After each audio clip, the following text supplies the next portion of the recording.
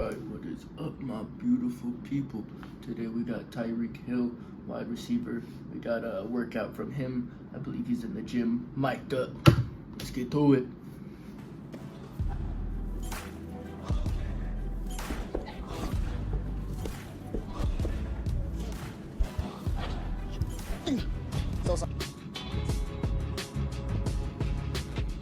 One more of these. How bad?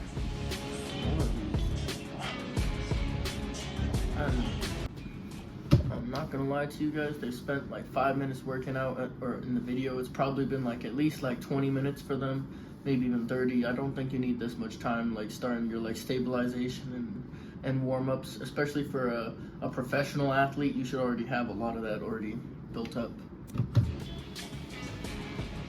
10.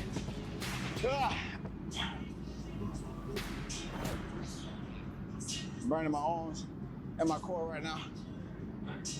See me up right now.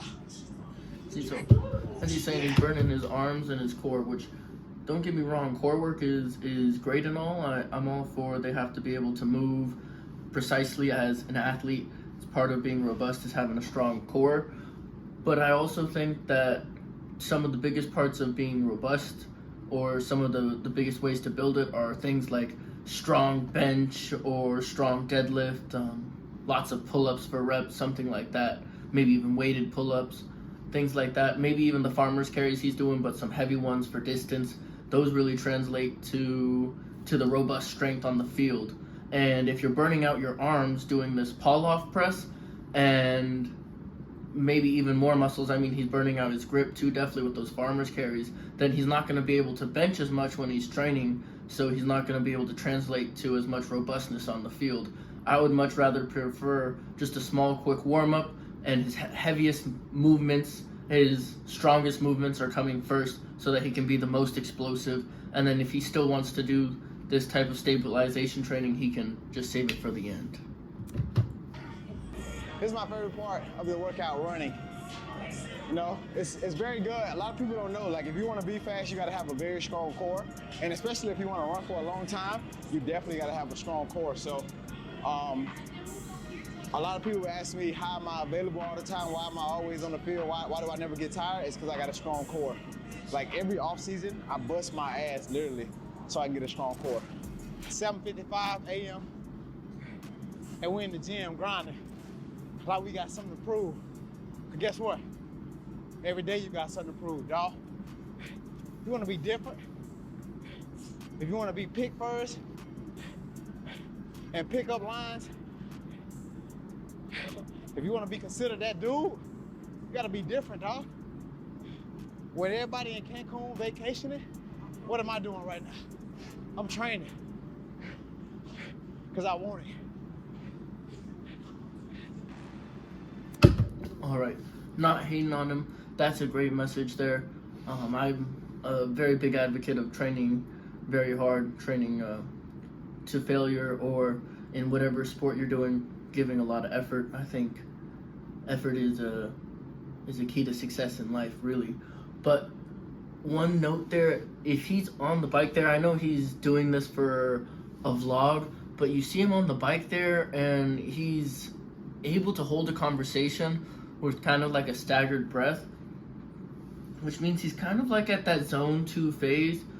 That might be what he wants on his assault bike there, but all of the machines they were switching through there with the skier, and then I saw the assault bike there, those are more like fast-paced workouts normally. Treadmill too, he's like supposed to be sprinting realistically on that thing, so they all should be like kind of get your heart rate up movements. Maybe that's not what he's going for, but that's what I assume when I see those modalities. And the assault bike, if he's able to maintain kind of a talking pace, he's definitely not at the pace I would like to see. Normally on the assault bike, I'm thinking like run like somebody's chasing after me with a knife and they're trying to get everything I got. So I would prefer if he could pick up the pace there. But again, he might be using it for something else.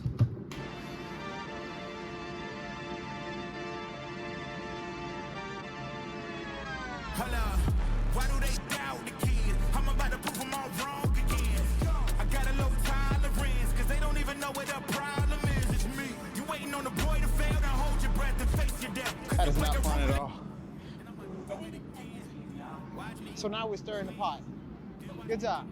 See, with that rotation though, I mean, once he stopped talking, it seemed like they were picking up the pace a little bit, maybe to a zone 3. But realistically, what I'm trying to get out of those exercises is really, really fast paced. Like you're doing something like maybe even 6 seconds on, 18 seconds off, a 1-to-3 ratio, or you could do that as like a 45 seconds on, 15 seconds off, still a 1-to-3 ratio, but with a little bit longer. But what you're really trying to work is some maximum force production, some real speed, and then recovery really quick, because you're working on your system's ability to output that and then recover really quick.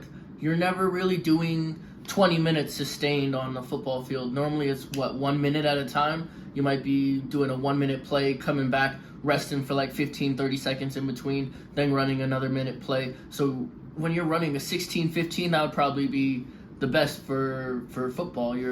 That'd be most adaptable to what you're doing. You want to follow the confines of your sport. 20. Yes. 4 rounds. But also shot. That's only 6. Hanging leg raise there. I'll let her finish her exercise in a second, but the hanging leg raise there, few tips. One, if you can, I like it actually better on the Bosu ball there. If you have those, I believe they're called Roman chairs at your gym. Those will allow you to get a little bit of a deeper stretch. You can actually like press your back against the ball and extend your lower body in, and that'll be like a super stretch for your lower abs, and then crunch in with that knee drive. That'd probably be the best way to start as a beginner. If you have really weak abs, you can even skip that hyperextension, but I prefer with the hyperextension there. That's gonna give you a super healthy lower back, really develop the lower abs there. Really easy way for beginners to start. If you're more advanced, you're welcome to do it on the bar. Definitely going to be a lot more challenging. So I would start with the Roman chair and then progress up. And if you really get good with these on the knees and you're hanging, you can also do them with your legs straight. You can even go above your hip line there. And some people even come over the bar and then control back down. That's real advanced stuff though. We ain't gonna cheat no rep. If you cheat the rep, you cheat me. You got 3 or 4 more. There you go. That's 9. That's 9. 9. Come on. Are we cheating the reps, bro? Come on. 9. Now do 2 more. Last 2 good ones, bro. Come on. 1, 2. There you go. Good job, bro. Also, I'm all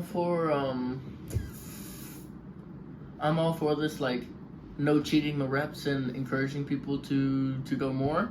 I would say though, you might have to be a little bit more direct with some people, because like how she's kind of taking rest in between each set, she's reducing the kind of tension of her muscle. She's giving it a little bit of a break. I'd rather see her not like walk around like this. If you're really struggling, you could do a myo rep match where she lets go of the bar or just dangles with some straps on. She just dangles where it's taking really nothing but maybe lats, and then comes back up into that position where she can do her hanging leg raise after just about 2 to 3 seconds rest. She'll probably be able to do maybe 3 more, rest for another 2 to 3 seconds, then do another one, rest for another 2 to 3 seconds. You get the point.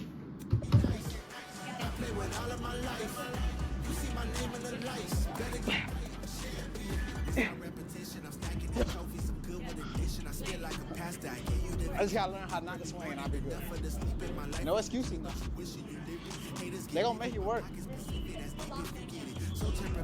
That's a very fun one. That's a fun one.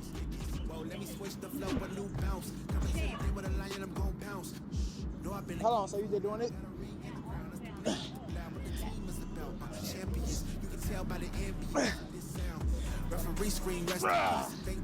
See, Oh, that's it. Yeah. the band there is helping you get back though, and if you really wanted to use the ab wheel, I would say just omit the band, because it's helping you at the hardest part where you want to have the most or the least assistance, because that's requiring the most force output. So they're kind of losing tension when they have the most needed tension or force. So they're kind of skipping out on some gains there. This ain't no regular thing. I came for the ring, you know what I mean. Oh, he's like coming really high. If you talking, it's hard to be nice. I play with all of my life. You see my name in the lights. Better get right. And 5, 4, 3, I need 2, more assistance. 1. Let's go. All Just my right. hips are tired. Yeah. Run it down and back.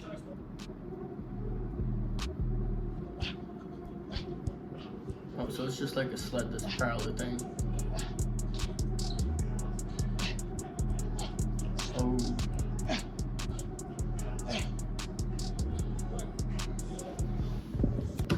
Alright, real cool mix there. Push, pull, superset with the lower body, so you're getting some of that nice blood flow. So your blood flow is going from your upper body to your lower body. It gives you a nice boost to your circulation there, which is really nice. One tip I would add is on the sled there, I would actually go backwards as well. Going forwards is nice for your cardio. Going backwards as well is going to help you with a lot of the like knees, hips, ankle mobility, things like that.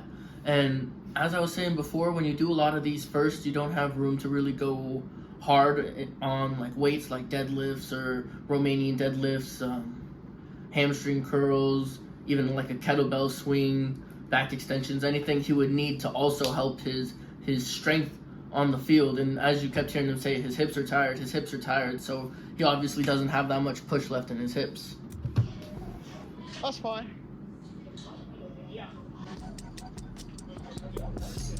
Yeah. Good job, Key. And 3, 2, and 1. Nice. All right, then we do something together as a unit. Together like this. And you're gonna drive it in as hard as you can. Your knees and your elbows together. This is like, think of like armadillo. Yep. And then I'm gonna try to move you, and don't let me disconnect that. You know, All right. I'm not good at this one. Ready? Yeah. Let's go. Knees and elbows. Yep. You have to drive them in. Yep. Try to keep it in. Yeah. So if I move you, you move. You don't move when I move you. Yep. Like if you go like that, right? Try to get it all the way up. Knees all the way up. Yep. Yeah. Yeah. Good. Shake it off. Shake it off for a second. I'm not gonna lie to y'all, that might be one of the most BS exercises I've ever seen. Me personally, I don't think this is really gonna translate to the field as much as many other options. I think there's a lot of good things you could pick here. With all this ab work, he's just kind of getting tired. He probably has really sore hip flexors. That's probably the biggest thing stopping him from holding this, honestly, is some hip flexors, because they're doing just like abs, and then a lot of cardio, a lot of running, which, don't get me wrong, I think that's great, but I think that he also needs some weights in his routine. Maybe he has a different day for that, and this is just a cardio specific day, but he should definitely be doing it.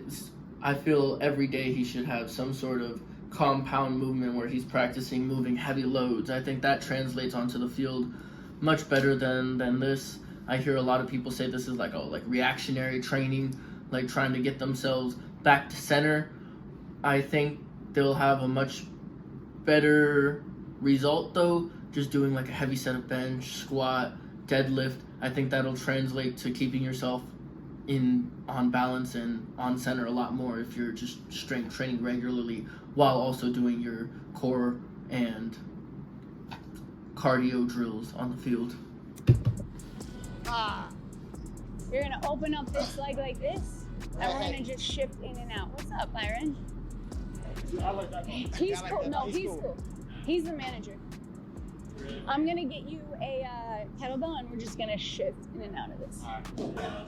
So tuck your hips under, and then try to squeeze your glute and send your hips forward, in and out. Yeah, so you feel that stretch. I actually kind of like this one. I actually tilt my other hip. his down hip, I internally rotate that one a little bit. Just a slight difference there. I think I get a deeper stretch there. This one's actually pretty good as a hip opener though. If you have bad mobility in your hips, this one's gonna be a great opener. But I would do this honestly as like a warm up, just something really quick just to work on that technique. Or you could do it at the end of your workout as well, after you've already done strength training, depending on what phase you're on. So child pose and then reach to the right corner. Yep, like you were doing before. Okay, here we go. So get that big stretch through there. You know, stretching is like my least favorite part of working out. Okay, I can't even get out. Widen your knees. Okay, widen my knees. And then sit your butt back. Okay. Oh, my hip flexor. Yeah. It's like, Yeah. I can't let you get out of reach. See, what I would actually do for Tyreek here, he's really, really tight. If you're an athlete who's really tight in the weight room, I think you're probably focusing too much on maybe pushing hard. That is an athlete's mentality, but you're focusing a little bit too hard on the things that don't matter, or your focus is in the wrong place. I think Tyreek could benefit from a lot of high range of motion movements with the slow eccentric. I think like some deep, heavy squats, maybe some RDLs instead of deadlifts for him, maybe some nice hip hinges, nice and low though, good mornings, and maybe even some split squats. I think all of those, even some bench press, nice and deep with dumbbells would probably be even better, or maybe even the camber bar for his shoulders. But you keep hearing him say his hips are so tight. As an athlete, if you're, as he's saying, working on core and hips so much, your hips should not be tight. When you're doing slow eccentrics, do a deep full range of motion, you're gonna feel comfortable through that full range of motion. He's obviously not comfortable through that full range of motion, so I would definitely recommend him some nice compounds, deep, heavy, full range of motion. Yeah, there you go. Oh! All right. Hands in. Great job today, teams. Great job. I'm really proud of all of you. The hard work, the dedication, and the passion you guys brought this morning. All right? More of that. So translate this workout into your everyday lives, and great things will happen for all of you. I promise you. And believe in yourself every day. When people count you off, when people say you can't do something, just think of this workout. Think of the hard moments in this workout. Think of those stir the pots. Think of those L-shaped curl-ups with your knees. Think of all that. Think of the V-ups and the bike runs and the whatever he's doing over there right now. If you think of those moments, that's adversity. Yeah. Yep. On three. On three.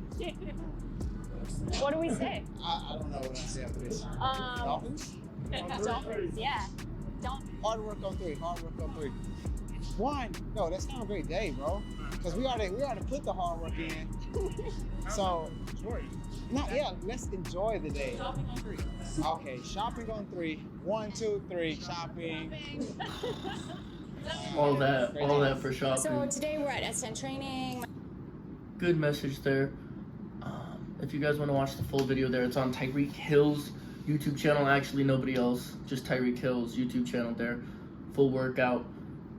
Conclusions there. I enjoyed it. It's definitely a good cardio workout, HIIT workout. I would say, as an athlete, I prefer to have some weights in your training every day. Maybe this wasn't his weight training workout and he'll have a separate one throughout the day. But I would say if you want to become an efficient athlete, you should have some nice, heavy compound lifts, possibly in the morning. I would say that's the best in the morning. Do your nice, heavy compound lifts when you're fresh. Then later in the day, in the afternoon, you're going to have your cardio and your drills on the field that are going to give you your technique. And you're going to be able to harness all the strength and power that you build in the weight training room into your technique later in the day, rather than tiring yourself with all of this work beginning in the day that's kind of like hip flexors and adductors, all those small muscles. That's going to fatigue you also later in the field, but not give you the same benefit as your heavy squats and your deadlifts. I think he could have had nice full range of motion eccentric lifts that are going to be helping him stretch at the same time that he builds strength and force production. That's about it for me though. If y'all want more content, of course, Tyreek Hill, I'll have another video as well that'll be posted for y'all tomorrow. Peace.